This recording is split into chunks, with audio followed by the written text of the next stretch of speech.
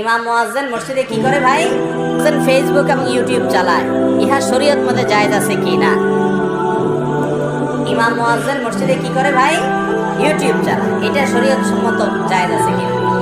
বা ইমাম মুয়াজ্জিনের কথা কেন আসলো বলেন তো?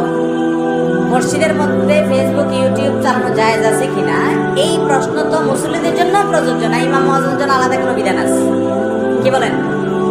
আমাদের দেশে দুই শ্রেণীর মানুষের পেছনে খোঁচাইতে খুব মজা লাগে।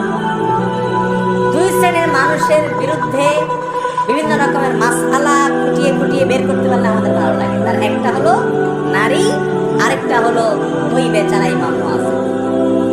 ঠিক না ঠিক? আমি একবার মিরপুরে এক মসজিদে 2003-04 দিকে নামাজ পড়াইতাম, ইমাম ছিলাম, খতিব ছিলাম। তো আমাকে এক মুসল্লি এসে বললো, হুজুর আপনি যে হাঁটেন